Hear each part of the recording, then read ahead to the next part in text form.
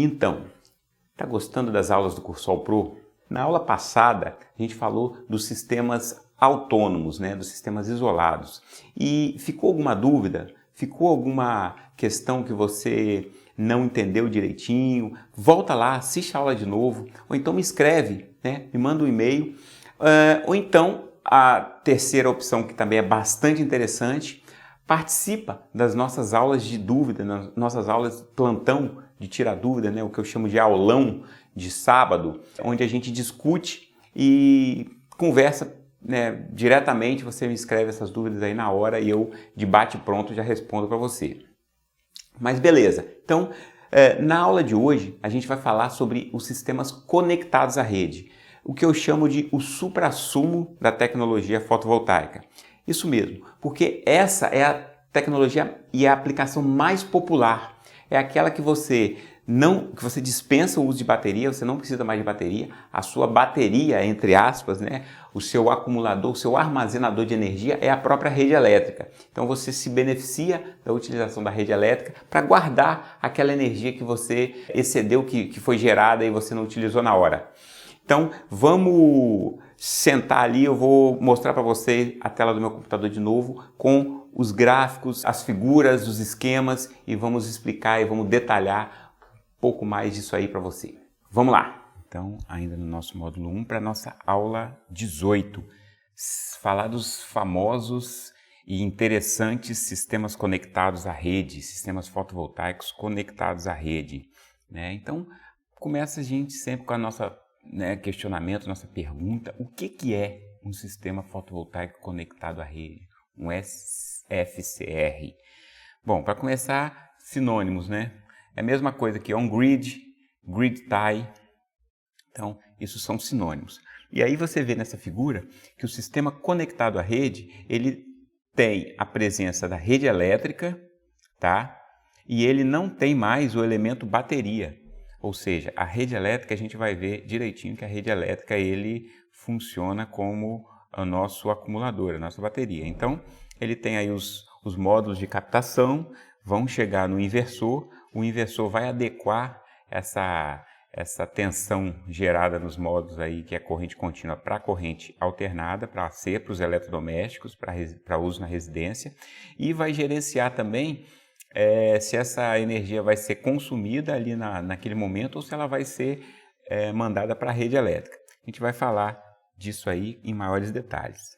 Então, representa uma fonte de energia que funciona em paralelo com a energia fornecida pela empresa concessionária de distribuição. Então, ele funciona em paralelo com a concessionária, né? Dependendo do estado que você está, né?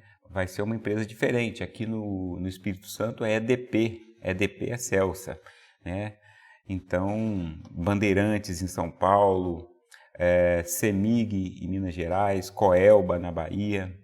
Então, dependendo do estado, essa concessionária de distribuição, e você vai poder operar, né, em paralelo, ou seja, vai ligar o seu sistema à rede elétrica. Por isso que ele é chamado de conectado à rede.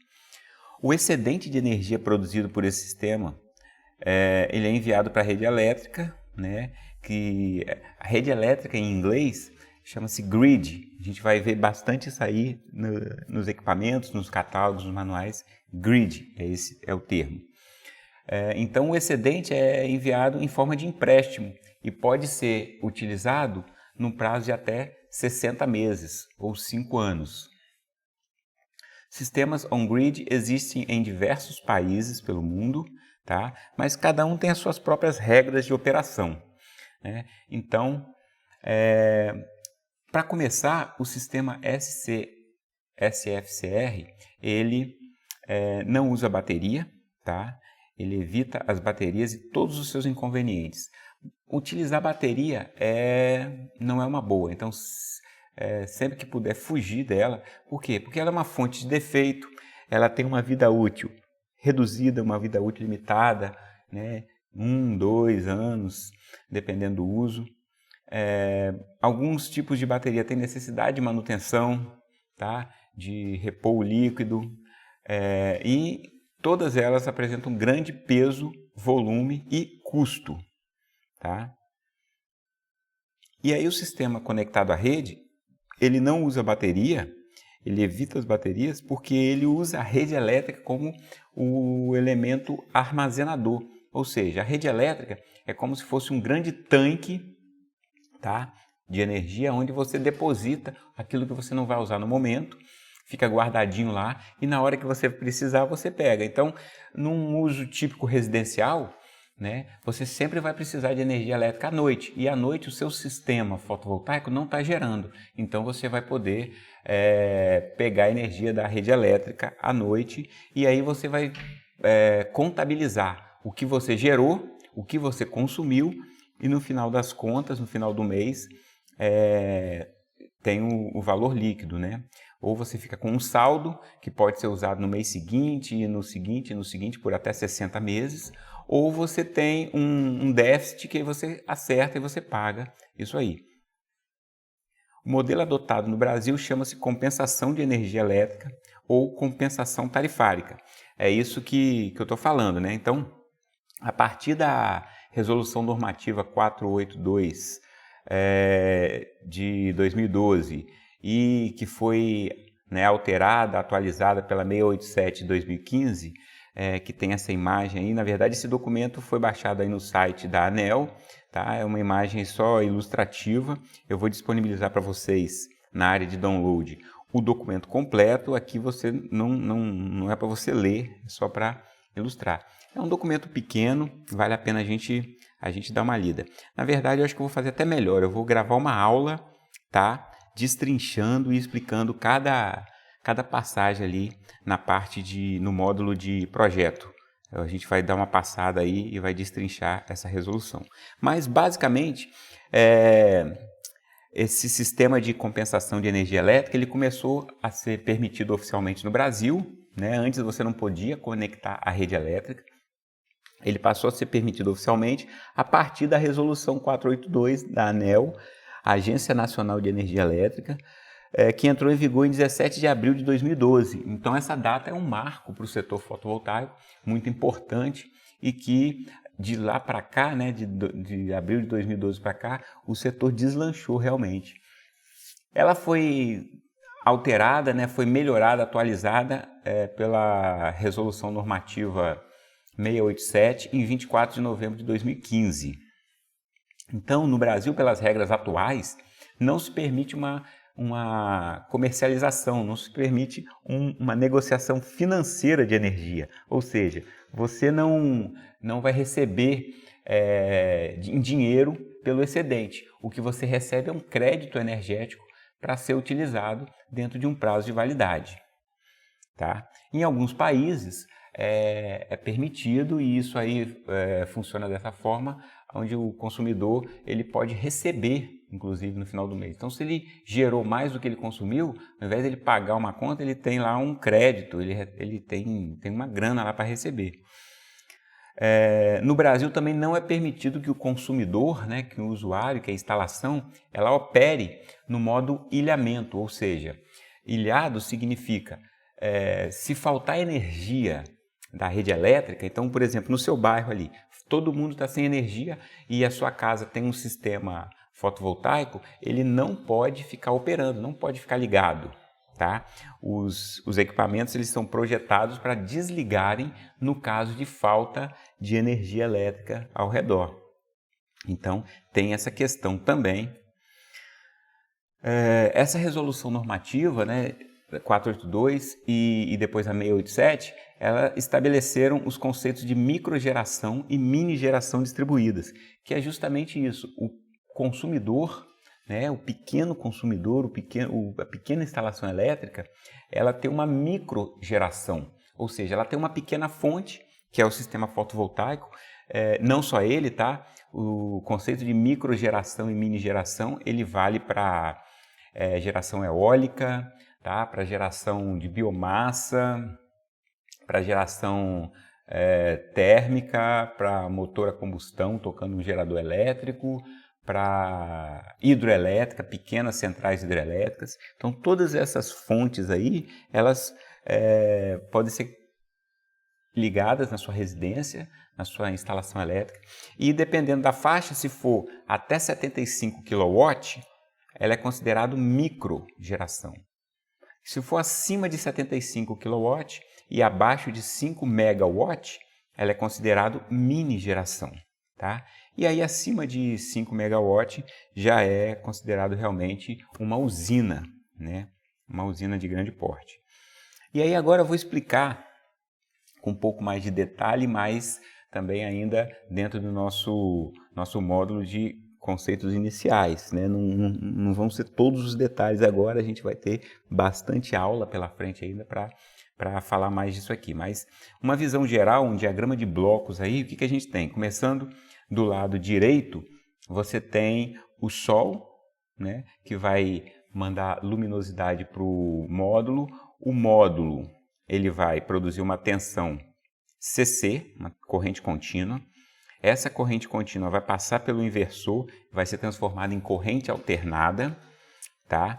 E essa corrente alternada, ela pode tanto vir para a residência para ser consumida, como ela também pode ser mandada para os postes aqui que representa a rede da distribuidora.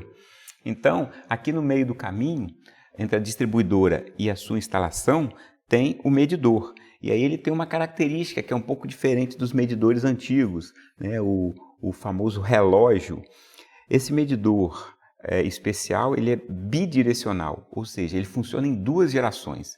E aí nessa figura a gente ilustrou aí como sendo geração verdinho e consumo o vermelho.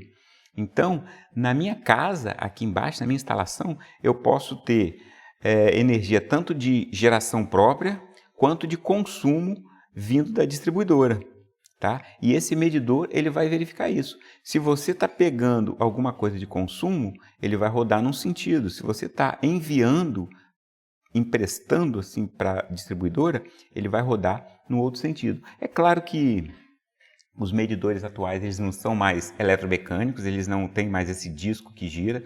Isso é uma ilustração só para a gente fazer uma referência com os modelos antigos, os modelos tradicionais. Atualmente eles são eletrônicos, eles simplesmente têm um visor digital lá que indica a quantidade de energia e de potência no momento que está sendo utilizada, o sentido, né, se está gerando ou está consumindo, e a energia que é o acúmulo aí dessa potência instantânea aí ao longo do tempo. Então, basicamente, esse diagrama de blocos aqui, com vários elementos, ele ilustra o funcionamento, beleza? Então, isso aí deu para a gente ter uma ideia legal, fica claro. Bom, vamos lá, as figuras aqui estão um pouco fora de ordem, eu vou colocar todas elas e depois falar de cada uma. Então, assim, ficou meio zoada aí a ordem da entrada das figuras, mas módulo fotovoltaico, beleza, é o tradicional aí, você já conhece. Depois, estrutura de fixação dos módulos ou em chão ou em telhado, né? É toda a parte que faz a fixação dos módulos no telhado ou na laje ou na parte de solo.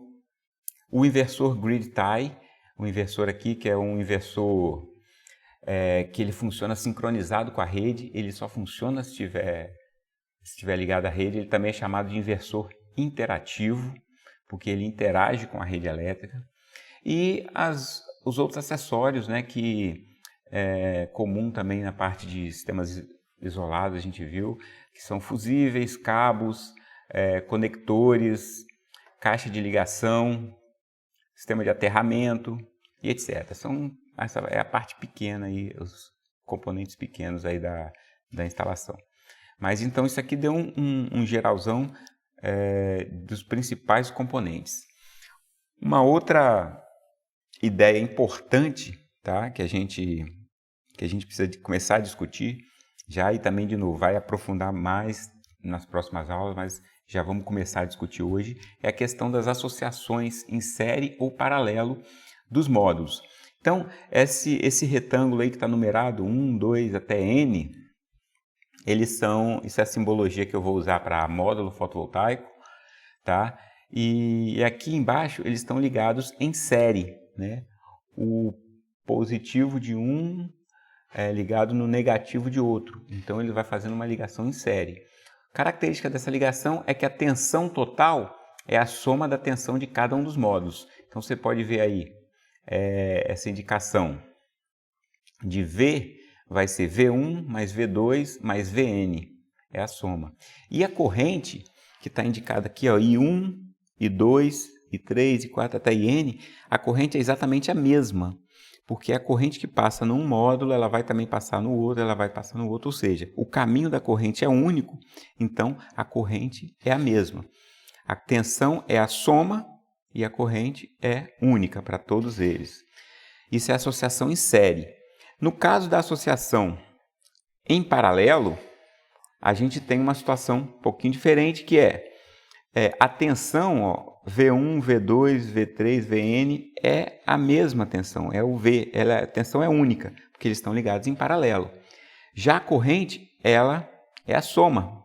Então eu tenho I1 aqui, que está chegando nesse nó, que se soma com I2, aí aqui vai a soma de I1 mais I2, vai se somando com cada módulo que for contribuindo, até chegar no final, essa corrente total I, ela é a soma de todos os módulos que estiverem ligados aí.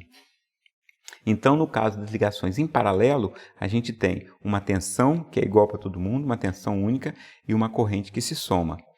Então, é exatamente isso que está descrito aí. Ó. Módulos ligados em série somam as tensões e possuem a corrente de um único módulo. Inclusive, eu deixei entre parênteses ali, ó, a menor corrente.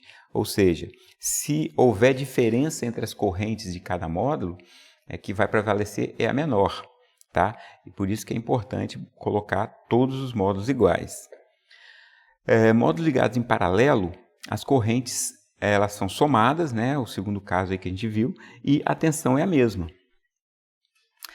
Tá. Um conceito interessante é o seguinte, uma fileira de módulos em série forma uma string. Então, essa palavra string, ela também é muito utilizada em sistemas fotovoltaicos. Então, já é bom a gente ir se acostumando com ela aqui. Então, o que é uma string? É uma fileira de módulos ligados em série. Não se deve usar módulos com parâmetros elétricos diferentes associados, nem em série nem em paralelo. Tá? Em nenhum tipo de associação você deve usar módulos com parâmetros elétricos diferentes. O que são parâmetros elétricos? Parâmetros elétricos são as tensões especificadas, a tensão a vazio, a tensão de plena carga de operação, a corrente de curto-circuito do módulo, a corrente de plena carga. Esses valores, essas especificações, elas têm que ser a mesma. É por isso que é importante você usar módulos iguais, mesmo modelo, mesmo fabricante. Tá?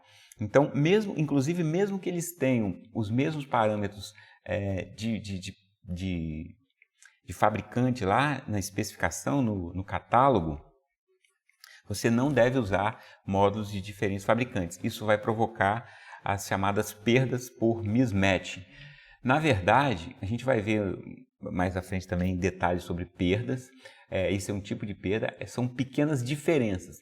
Mesmo quando você compra um pacote lá de 8 módulos iguaizinhos, do mesmo fabricante, mesmo modelo, mesmo lote de fabricação, todos iguais, mesmo quando você compra assim, ainda vão ter pequenas diferenças. Então, um deles vai apresentar uma corrente de curto-circuito de, por exemplo, 10,82, o outro vai apresentar 10,81. Um outro vai apresentar 10,83. Então, vão ter pequenas diferenças e essas pequenas diferenças elas já são suficientes para provocar uma perda na hora que o inversor ele tentar encontrar o chamado MPPT, que significa... A gente vai falar também bastante disso aí, tá? Mas só para antecipar, significa buscador de máxima potência, de ponto de máxima potência. MPP Tracking significa Maximum Potence Point Tracking, buscador de potência, de ponto de máxima potência. A gente vai falar mais sobre isso daí também. E quando ele tenta encontrar a máxima potência para um conjunto de strings, um conjunto de módulos que são diferentes, ele não vai conseguir a máxima potência para todos ao mesmo tempo, porque a máxima potência que ele vai encontrar é uma. E se tiver módulos diferentes, cada módulo tem a sua máxima potência de operação.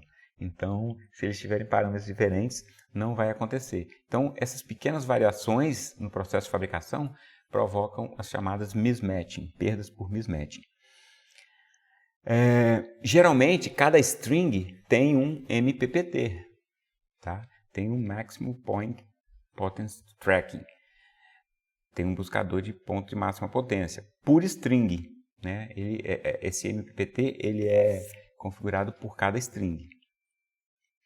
Aí um exemplo, né, de associação e conexão dos módulos é justamente um arranjo aí de, por exemplo, 4 módulos numa string. Então vamos pegar aqui 4 módulos. Cada módulo desse tem 12 volts, 1 ampere. Tá? Então a gente tem nessa primeira string aqui da direita, qual a corrente total? Responde aí. 1 ampere? Certo, acertou. Isso aí, ouvi daqui. Então, ó, 12 volts, 1 ampere, esse primeiro. Aí eu tenho um outro de 12 volts aqui. Esse outro de 12 volts vai provocar uma tensão total entre os dois de 24. Mais 12 nesse terceiro, 36. Mais 12 no quarto, 48 volts. Então, a corrente é única, 1 ampere, e o total 48 volts, como você vê aqui. Para o segundo, 48 volts, agora só que tem mais 1 ampere, aqui nesse ramo eu já tenho 2 amperes, se somar as duas correntes. E no terceiro, a tensão total da string também é 48, então o total do arranjo paralelo aqui vai ser 48 volts, mas vai somar a corrente dessa outra string aqui, mais 1 ampere, total aqui 48 volts, 3 amperes. Então, fornecimento aqui de tensão e corrente total desse arranjo é 48 volts, 3 amperes. Beleza? Isso aí, assim, espero que isso aí esteja ficado claro para todo mundo. Esses são conceitos técnicos, mas bem básicos. Isso aí a gente vai falar bastante, tá? E se você teve alguma dificuldade com relação a essa parte de associação aí, sugiro que você dê uma revisada nessa parte de elétrica. E se tiver ainda tiver dificuldade, escreve para a gente, que eu vou dar uma fortalecida nesse ponto. Agora, seguindo, eu preciso falar também sobre topologias de ligação do inversor. Tá? Nos sistemas conectados à rede, os inversores grid-tied, eles têm várias topologias diferentes. Então, por exemplo, a primeira topologia aqui, eu posso ter várias strings, tá, ligadas em paralelo, chegando em um único inversor. Isso é chamado inversor central. Nessa segunda topologia aqui, eu posso ter um inversor para cada string. Então, essa topologia é chamada de inversor por string. Então, eu tenho um inversor para essa primeira string, um outro inversor para essa segunda string, e os dois inversores são ligados à rede elétrica, são ligados em paralelo à rede elétrica. Na topologia C, o que eu tenho aqui é o chamado inversor multi-string. Significa o seguinte, eu tenho uma string ligado a uma parte do inversor, um pedaço do inversor. Isso aqui seria um MPPT, tá? Um buscador de máxima potência. Aqui eu tenho outro buscador de máxima potência, que controla outro string. Poderia ter mais aqui, tá? Desenho só duas, mas poderia ter outras. E todos esses buscadores aqui, esses MPPTs, eles são ligados a um único inversor. Então, esse aqui é o chamado de inversor multi-string.